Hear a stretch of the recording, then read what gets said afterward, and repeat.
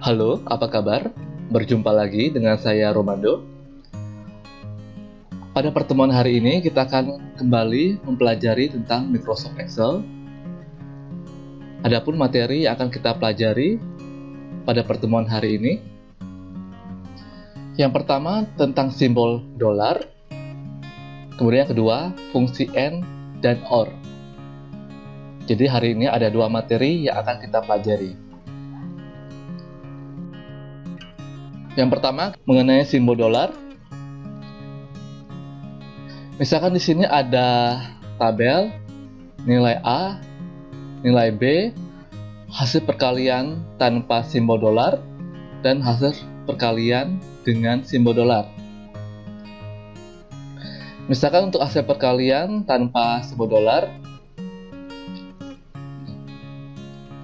misalkan nilai A 2, nilai B 4. Jika 2 dikali 4 hasilnya 8. Kemudian 3 dikali 8 hasilnya 24. Dan seterusnya 4 kali 9 hasilnya 36. Itu hasil perkalian tanpa simbol dolar. Nah, kalau hasil perkalian dengan simbol dolar, misalkan seperti ini hasilnya 2 dikali 4 8. 3 kali 8 Nah, dia hasilnya 8 karena dia menyesuaikan dengan hasil yang di atas, yaitu 8. Misalkan yang di atas hasilnya 10, maka yang di bawah juga 10, dan seterusnya juga hasilnya sama. Jadi di sini 8, di bawahnya juga 8, di bawahnya juga 8, dan seterusnya. Jadi seperti ini rumusnya jika di Excel. Untuk hasil perkalian tanpa simbol dolar sama dengan C3. C3 itu yang angka 2 dikali D3, yaitu 4. Kemudian untuk hasil perkalian dengan simbol dolar, rumusnya seperti ini, sama dengan, jadi sama seperti ini ya, ada C3 kali D3. Namun untuk huruf C, D, ini diapit dengan simbol dolar. Rumusnya seperti ini. Jika dipraktekkan seperti ini, untuk hasil perkalian tanpa simbol dolar sama dengan nilai A 2 dikali 4, kemudian enter, hasilnya 8. Kemudian untuk hasil yang di bawahnya kita cukup drag seperti ini, maka hasilnya berubah. Bisa dilihat di rumusnya. Untuk yang 8 rumusnya C3 kali D3, untuk yang 24 C4 dikali D4. 35 juga rumusnya berbeda seperti ini. Sedangkan hasil perkalian dengan simbol dolar seperti ini rumusnya sama dengan 2 dikali 4. Nah, untuk memberi simbol dolar, kita blok seperti ini, kemudian tekan F4 pada keyboard. F4 pada keyboard, tekan sekali. Nah, maka simbol dolar akan muncul seperti ini. Kemudian di enter, hasilnya 8. Kemudian kita drag untuk hasil yang lainnya. Maka hasil yang lainnya tidak berubah, dia akan menyesuaikan dengan hasil yang di atas. Untuk rumusnya juga sama ya, yang di atas seperti ini, yang di bawah juga sama ya. Jadi tanpa penggunaan tanda simbol dolar pada alamat sel yang seperti ini, maka duplikasi sel yang mengandung rumus dan alamat akan disesuaikan dengan perubahan baris ataupun kolom. Kemudian dengan penggunaan awalan tanda simbol dolar pada alamat sel yang seperti ini, maka duplikasi sel tidak akan mengakibatkan perubahan pada alamat sel. Jadi seperti yang tadi kita praktekkan, maka alamat-alamat sel yang menggunakan simbol dolar tidak akan mengalami perubahan sama sekali, berbeda dengan yang tanpa simbol dolar ada perubahan terhadap alamat selnya. Jadi fungsi dari si modular bertujuan untuk mengunci posisi dari sel yang dituju agar tidak bergeser apabila dilakukan penyalinan terhadap lokasi yang ditunjuk.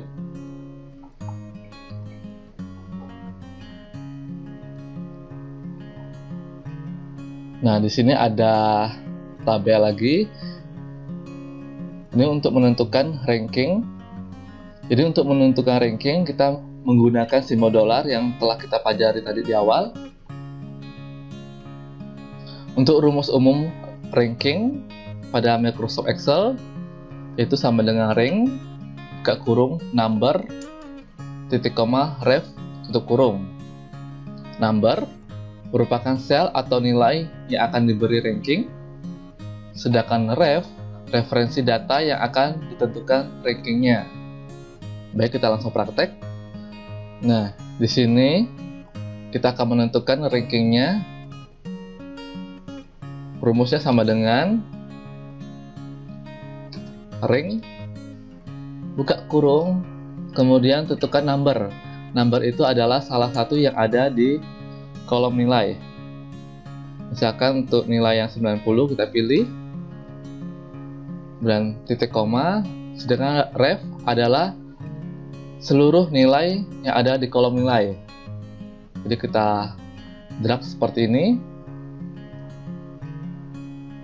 Kemudian kita kasih simbol dolar. Tekan F4. Nah, langsung muncul.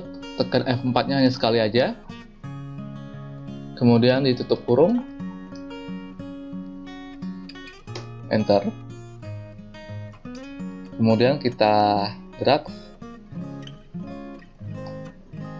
Nah, jadi hasilnya seperti ini.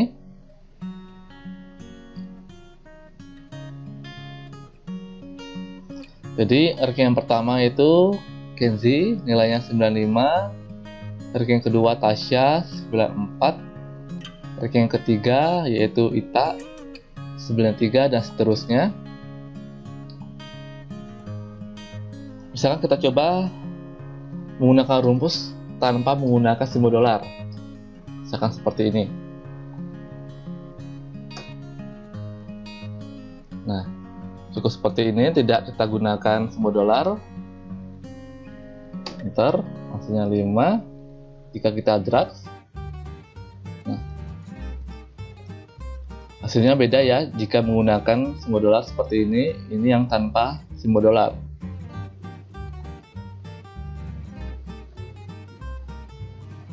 Baik, materi simbol dolar seperti itu. Kemudian kita masuk kepada materi fungsi AND dan OR. Yang pertama untuk fungsi AND. Fungsi AND berfungsi untuk menghasilkan nilai true jika semua argumen yang diuji bernilai benar. Berfungsi untuk menghasilkan nilai true-nya atau benar ya, jika semua argumen yang diuji bernilai benar. Dan bernilai false atau salah jika semua atau salah satu argumennya bernilai salah. Misalkan di sini ada tabel kondisi 1, kondisi 2, kemudian di sini ada fungsi AND. Kondisi yang pertama true, kondisi kedua true, maka hasilnya true. Kenapa true? Kita kembali ke pernyataan yang di atas. Menghasilkan nilai true jika semua argumen yang diuji bernilai benar. Nah, di sini kondisi 1, kondisi 2 ini argumennya bernilai benar atau bernilai true semua. Maka hasilnya true. Kemudian kita kondisi yang selanjutnya. Kondisi yang pertama true, kondisi yang kedua false. Maka hasilnya yaitu false. Kenapa false?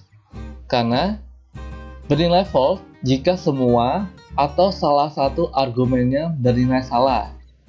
Nah, di sini salah satu kondisinya ada yang salah atau false, maka hasilnya false. Kemudian kita lihat kondisi yang berikutnya. Kondisi pertama false, kondisi kedua true, hasilnya false. Kemudian yang terakhir false, maka hasilnya juga false. Ya. Jadi yang bernilai true hanya ada satu, karena menghasilkan nilai true jika semua argumen yang diuji bernilai benar. Di sini true, atau di sini benar, maka hasilnya true atau benar. Jika salah satunya ada yang bernilai salah atau false, maka hasilnya yaitu false atau salah. Itu untuk fungsi AND. Sedangkan untuk yang fungsi OR, berfungsi untuk menghasilkan nilai true jika salah satu atau semua argumen yang diuji bernilai benar. Menghasilkan nilai true jika salah satu atau semua argumen yang diuji bernilai benar. Dan menghasilkan false jika semua argumen bernilai salah. Dan bernilai false jika semua argumen bernilai salah. Kita lihat pada tabel ini, kondisi pertama true, kondisi yang kedua true. Untuk fungsi OR-nya hasilnya yaitu true. Kenapa true? Menghasilkan nilai true jika salah satu atau semua argumen yang diuji bernilai benar. Nah, di sini semua kondisinya bernilai true atau benar, maka hasilnya true. Kita lihat lagi kondisi yang berikutnya. Kondisi yang pertama true, kondisi yang kedua false, maka hasilnya true. Kenapa true? Karena menghasilkan nilai true jika salah satu atau semua argumen yang diuji bernilai benar. Nah, di sini salah satunya ada yang true atau benar, maka hasilnya true. Kondisi yang berikutnya yaitu false. Kondisi yang kedua true, hasilnya true. Sedangkan yang terakhir kondisi yang pertama false, kondisi yang kedua false, maka hasilnya false. Hasilnya false karena bernilai false jika semua argumen bernilai salah. Nah, di sini kondisinya salah semua atau false, maka hasilnya false. Paham ya sampai di sini untuk yang fungsi AND dan OR. Jadi yang fungsi AND tadi nilai true-nya hanya satu, karena di sini semua kondisinya bernilai true atau benar. Sedangkan yang OR tadi, di sini nilai false-nya hanya satu, karena semua kondisinya bernilai false semua. Ya, jadi itu bedanya untuk fungsi AND dan OR. Untuk lebih jelasnya lagi, di sini ada penjelasan menggunakan fungsi AND, logika if dengan AND. Nah, misalkan di sini ada tabel, ada nama, nilai ada teori dan praktek, kemudian ada keterangan, keterangannya itu lulus atau gagal. Nah, di sini ada penjelasannya. Untuk yang teori, nilainya 75 sampai 100, hasilnya lulus. Kemudian 0 sampai kurang dari 75, hasilnya gagal.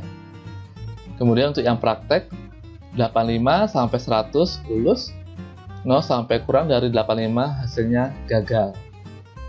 Nah, kita langsung praktek aja untuk yang penggunaan fungsi AND. Jadi di sini fungsi AND digabungkan dengan fungsi logika if. Nah, jadi rumusnya seperti ini. Sama dengan if buka kurung. Nah, kita tambahin AND. Buka kurung lagi. Kemudian untuk yang nilai teori yang pertama, kita klik. Lebih besar sama dengan berapa? Kalau di sini teorinya yang lebih besar untuk lulus itu di atas 75. Maka C9 yaitu yang teori yang 70 lebih besar sama dengan 75. Kemudian titik koma. Jadi ini untuk logika yang pertama. Logika yang kedua itu untuk yang praktek.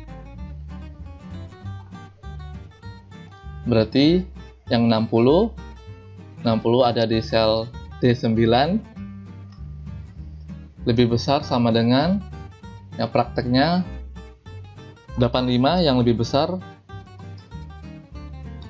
maka D9 lebih besar sama dengan 85, kurung tutup. Ini belum selesai ya, kemudian titik koma, kemudian tanda petik double, lulus, titik koma, gagal. Kemudian kurung tutup. Jadi jika nilainya di atas 75 untuk yang teori ya, sedangkan untuk yang praktek di atas 85, maka hasilnya akan lulus. Maka ditulis seperti ini. Kalau di bawah 75 atau di 85, nanti keluarnya gagal. Nah. Kemudian kita enter. Hasilnya gagal untuk nilai NIA. Di sini NIA nilai teorinya 70. Kalau di penjelasan di atas, kalau lulus itu di atas 75. Maka di sini NIA teorinya nggak lulus. Untuk prakteknya 60. Kalau 60 berarti dia gagal ya. Berarti teorinya gagal, prakteknya gagal, maka keterangannya gagal. Untuk nilai yang lainnya, coba kita lihat, kita drag seperti ini. Nah, IK teorinya 90, sini lulus, namun prakteknya dia 60, gagal. Karena kita menggunakan logika N, maka salah satunya ada yang gagal ya, maka hasil akhirnya dia gagal. Untuk yang putra, hasil teorinya 80, prakteknya 85, lulus. Sedangkan Wahyu teorinya 80, praktek 85, lulus. Ya. Jadi misalkan di sini untuk yang IK karena teorinya lulus, namun karena prakteknya gagal, maka karena ada salah satu yang gagal, maka keterangan hasilnya itu gagal. Untuk yang NIA, teori dan prakteknya semuanya gagal, maka keterangan hasilnya juga gagal. Kemudian kita masuk dalam penggunaan OR. Jadi hampir sama dengan yang N tadi. Misalkan di sini kita copy aja. Nah, misalkan di sini untuk yang OR, rumus keseluruhannya sama, cukup kita ganti yang N ini dengan OR. Jadi yang N tadi kita ganti yang OR, untuk yang belakang-belakangnya sama. Enter. Kita drag seperti ini. Nah, jadi yang OR gagalnya NIA, teorinya 70, prakteknya 70 karena dia gagal semua ya di sini. Maka keterangannya gagal. Kemudian untuk yang IK, teorinya di sini lulus, sedangkan prakteknya gagal. Nah, karena kita menggunakan OR, karena salah satu di sini ada yang gagal, dia tetap lulus. Karena kita menggunakan OR. Beda dengan yang N tadi, untuk yang IK, di sini dia gagal, namun IK di sini dia lulus karena menggunakan OR. Untuk yang putra, keterangan hasilnya juga lulus, Wahyu lulus. Ya. Jadi itu bedanya N dengan OR. Jadi kalau yang N tadi, jika salah satunya ada yang gagal atau salah, maka hasil akhirnya salah atau gagal. Contohnya yang IK ini, teorinya lulus namun prakteknya gagal, maka hasil akhirnya gagal. Itu menggunakan N. Kalau yang OR, misalkan teori Untuk yang IKA benar atau lulus, prakteknya gagal, maka hasil akhirnya lulus. Jadi, meskipun dia gagal di praktek, maka hasil akhirnya dia tetap lulus. Jadi itu bedanya dengan and dan or.